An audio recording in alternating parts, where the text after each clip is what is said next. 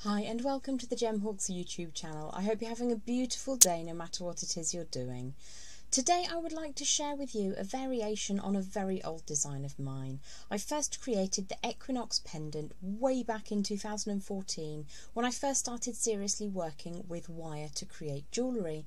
I've updated that design purely for this channel, for my YouTube channel, and I'm going to use a drilled coin bead to demonstrate how we're going to create that beautiful Equinox design. If you'd like to join me down at the board, I'll show you exactly what it is we're going to create today.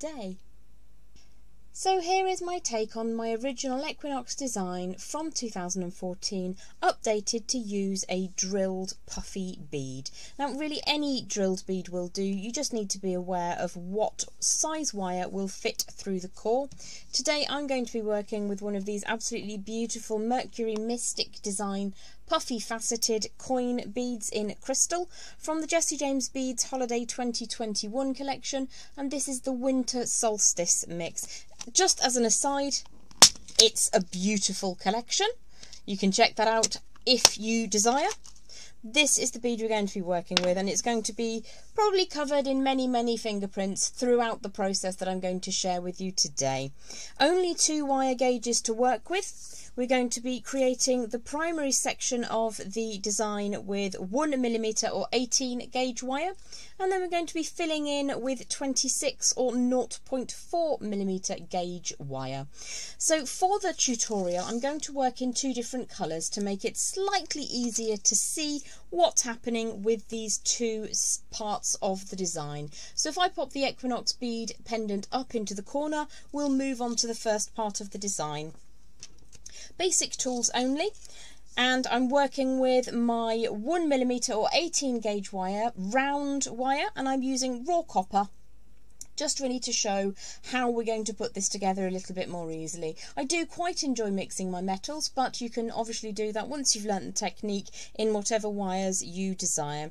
The first thing we're going to do is decide how large a bail aperture we need. So I've made this one absolutely vast because you can then put it on really thick snake chains or ribbons and things. You can decide how large you need that to be when you're ready to go.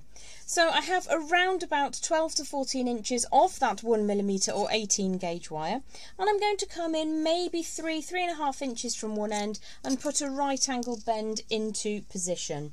Now if you're going to make a large aperture for your threading material to go through, this is the time you'd need to grab that, either a bail maker or a pencil or such. For the demonstration I'm just going to use my round nose pliers to create that first half of the round form.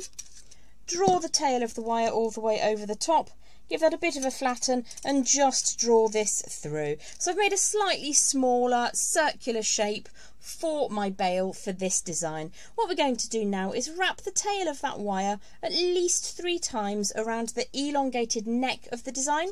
So I'm going to push that wire underneath, trying to keep that in position. This is actually a piece of scrap wire, so it's slightly firmer than fresh off the reel would be.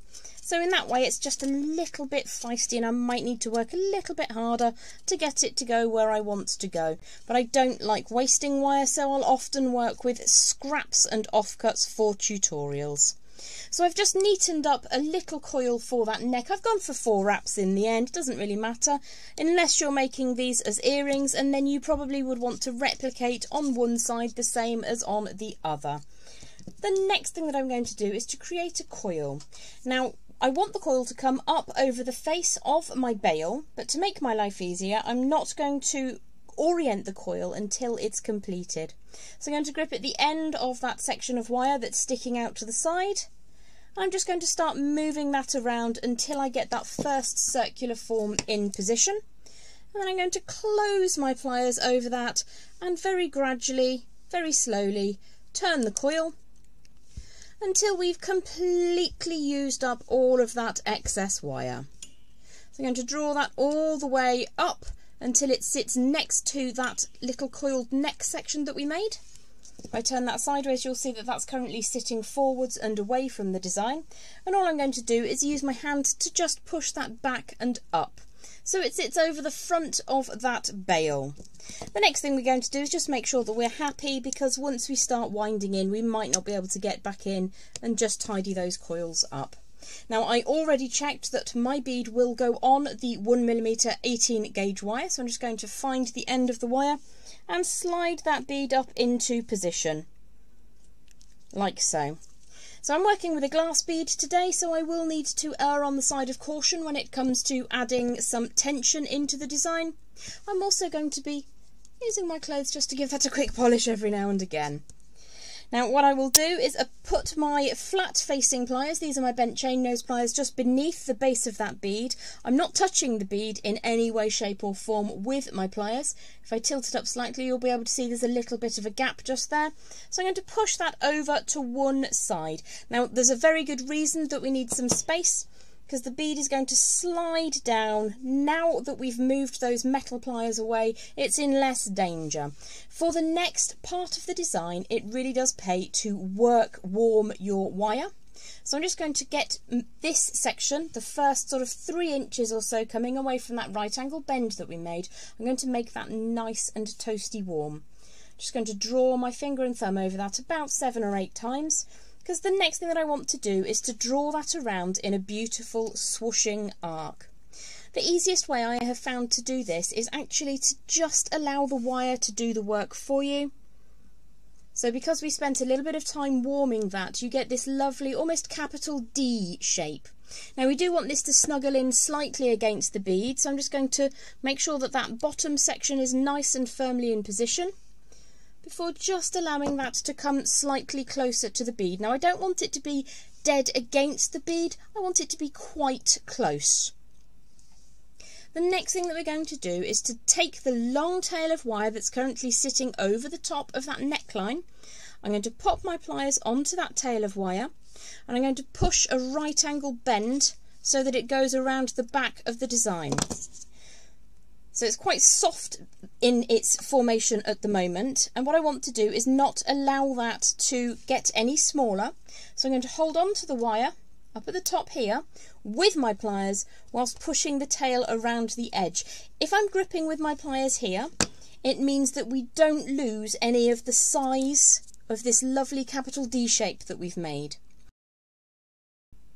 So the key with this section of the tutorial is not to allow the wire to constantly twist around the neck segment.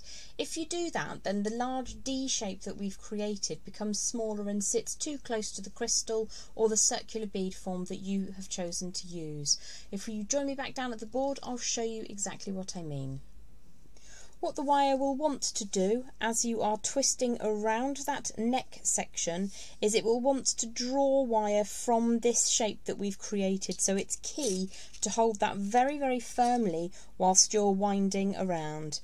In this way you may end up with slightly baggy loops, so you might just wish to give that a bit of a tighten up like so, always being careful of your crystal or whatever bead you've chosen to work with.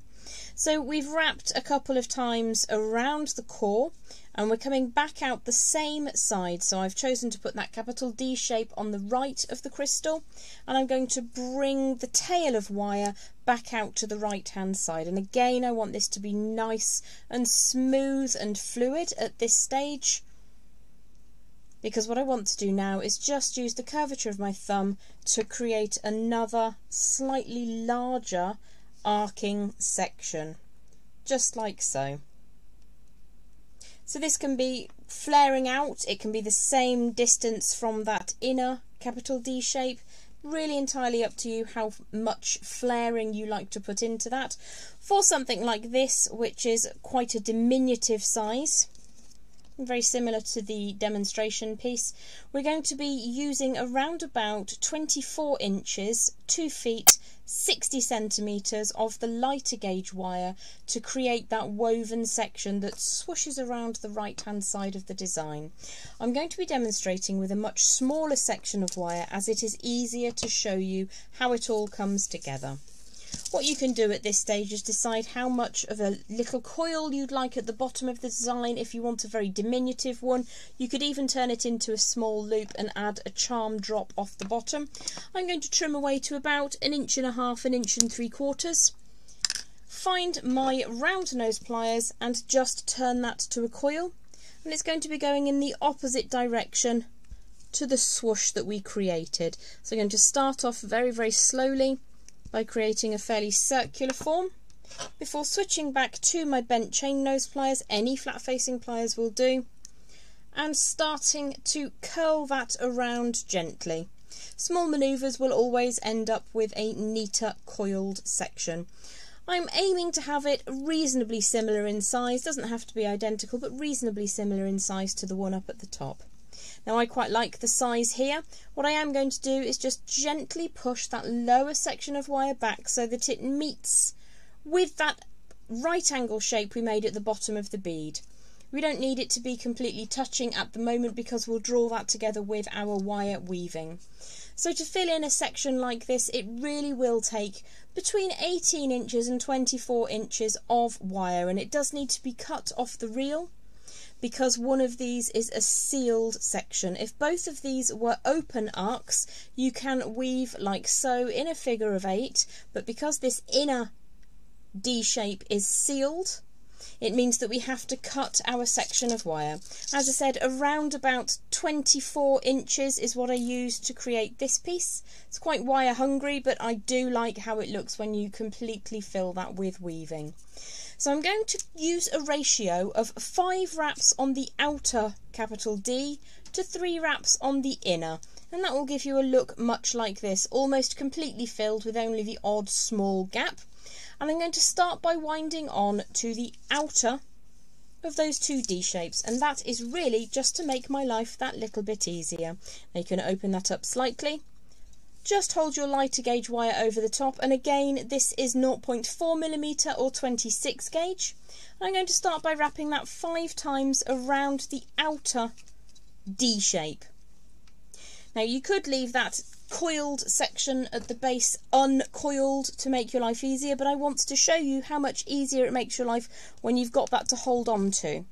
So slightly fiddlier to begin with. Whoops, the wire has just sprung up into the camera because why wouldn't you if you were wire? So that's 4 wraps, and I'm going to take a 5th wrap around. What I want to do then is trim that wire as close as I can to the D shape, the outer D shape, and just tidy that coil up neatly. Now the technique I've just used here is having one side of the pliers on one side of the heavy gauge wire, the other side of the pliers on the outside, so one on the inside, one on the outside, and you just draw the coil together like so.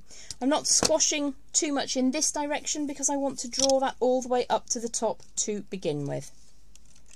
Now if you imagine, this is only about 12 inches of wire, but if you double that, it's a little bit trickier to work with, hence me working with a shorter amount for the time being. There's a tiny sticky uppy bit at the beginning of my wire coil, and I need at this stage to make sure that that is completely smooth. What I'm doing is rotating the pliers around in the same direction as the wire travels, just to make sure that that's nice and neat and tidy and it won't catch on anything later. So the wire has coiled on so that the finer gauge is coming up over the top around the outside. So I'm going to draw that up into position as close to the neck as I possibly can, pinch that really firmly, and draw the length of wire up between the 2 D shapes. So all we're doing now is a figure of 8 weave, which means that we've come over the top of the outside, up the middle. So that means we're going to push the leading edge of that wire inside the smaller capital D, and I'll pull that all the way through. Forgive the noise as it hits the camera. And I'm then going to wrap 3 times around that inner wire. So you can see there are ways to make your life easier. You can push the leading edge through. This is quite tense wire today. So that's a 2nd coil, and then you can take it up through the centre between those 2 D shapes, and then for the last time we're going to push that down inside the smaller of those 2 Ds. When we've done our 3 coils on the inner D shape, what we need to do is just tighten those up neatly using the same technique. Now hopefully you can see that that wire coming off, the smaller wire, is come inside, the very inside there. So we're going to take that up between the 2 D shapes so that it's always travelling backwards and forwards like a figure of 8. I'm going to ask my technical department to zoom in just to show you that a little bit. because it's a really nice angle, but it's a little bit too far away to show you. So zoom in, and we're going around in between the two lines, around 3 times on the inside, down the centre, around the outside, and we're going to now do that 5 times around the outer edge. So we have an access point because we're working along the outer of those 2 Ds. So that's 3, 4 and 5. Bring the tail up in between those 2 Ds. Tighten up the coil as you go.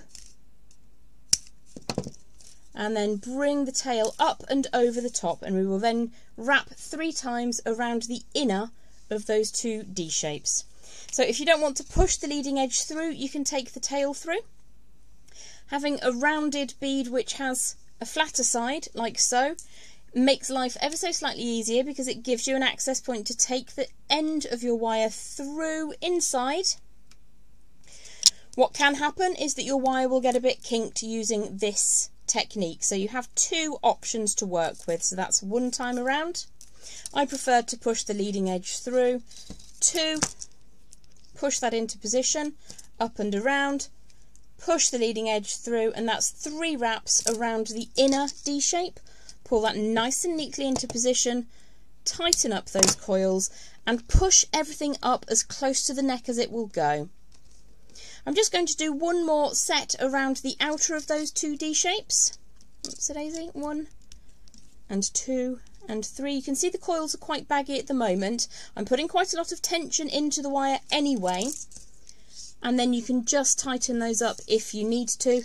Push the coil into position, and then we would bring that wire up so that you're always going back and forth until you get all the way down to the bottom. So I'm just going to trim the wire away here. Imagine you've completed that all the way. Oops, I've dropped my wire.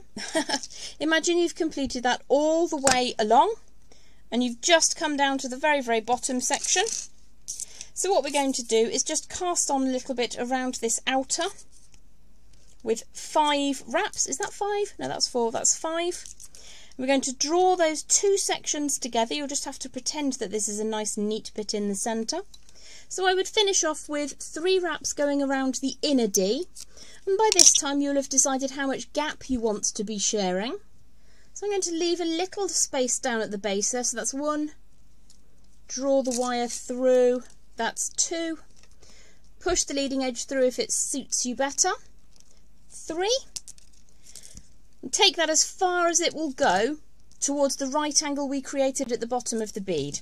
What I would then do is just open up my coil very, very gently and finish the design by wrapping as many times as I could fit inside that coil. So I'm putting a lot of heat into the coil just now and opening it out just a gentle amount, just a small amount, so that I can add some extra detail. And this really is one way to use up any excess wire that you have available. If you don't have enough for more than 5 turns, it really doesn't matter. I just think it's a nice attention to detail to add a little bit further, and it looks quite attractive. So when you've gone as far as you want to, trim away as close to the end as you can. Just going to pinch that into position and squish that last little tail into position, and then close the loop back up like so. Until you, obviously you would have a finished section in the centre there. And put the 2 side by side. Hopefully it will become apparent what it should look like. So that's the nuts and bolts of the Equinox design using a drilled puffy faceted bead. It's a really beautiful mercury or mystic coating on those crystals from the Jessie James Holiday 2021 Winter Solstice collection. You can use whatever bead you fancy that has a drill hole. My original design actually used a cabochon, but I wanted to update it. I know a lot of people are a little bit wary of using cabs to begin with, so here's a way to get the look but whilst using the security of having a drilled stone. I hope you've enjoyed that, and I look forward to being back with you again very, very soon here on the Gemhawks YouTube channel. Bye!